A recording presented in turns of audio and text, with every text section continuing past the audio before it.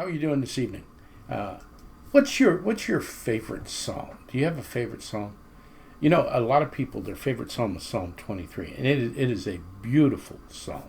A great psalm to memorize, great psalm to just kind of keep in your heart for good days and bad days. And right in the middle of Psalm 23, though, is a passage that bears some examination. And Psalm 23, verse 4, says this: Even though I walk through the valley of the shadow of death, I will fear no evil, for you are with me. Your rod and your staff, they comfort me.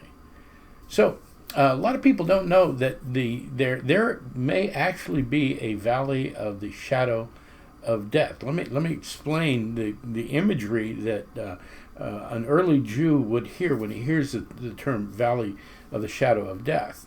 So if you go between Jerusalem and the Dead Sea, there's a series of mountains that are largely made out of limestone. So limestone is very porous. The mountains are high, 4,000 feet, and they kind of gradually go down to the lowest point on Earth, which is where the Dead Sea is. And because those mountains are limestone, they erode rather unusually. So it could be raining up near Jerusalem and very arid down at the level of the Dead Sea. But there are these crevices that the water creates. And some of them are very small. They're called wadis. And so they're little folds that the water flows in as it makes its way from the mountaintops in Jerusalem down to the Dead Sea. Some are very small. Generally, there's sand in the bottom. There's some plants in the bottom, and it explains why you go out in the middle of the Judean wilderness and there's really a lot of sand, a lot of rock. But some plant growth, usually down at the bottom of the wadis. Some of the wadis are large. Here's what they look like. The whole countryside between Jerusalem and the Dead Sea looks like this. And all those little crevices are called wadis. Well, some of the wadis are very large. And when Kelly and I went over there with a group in 2006, we visited one that was over 1,500 feet deep. And if I remember correctly, it was 15 or 20 miles long, maybe longer than that. Started high up in the mountains, came down low.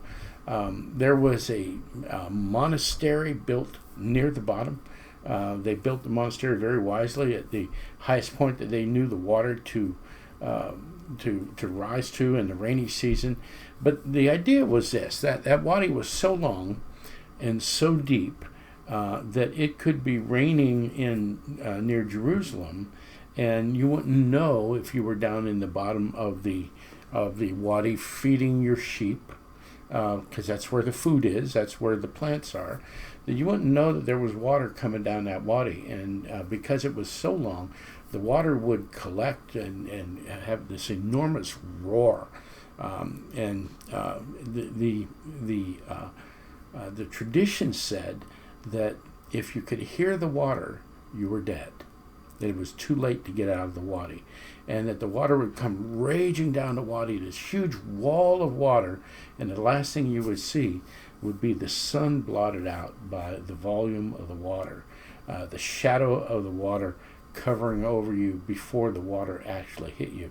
It's where the name came from, the Valley of the Shadow of Death.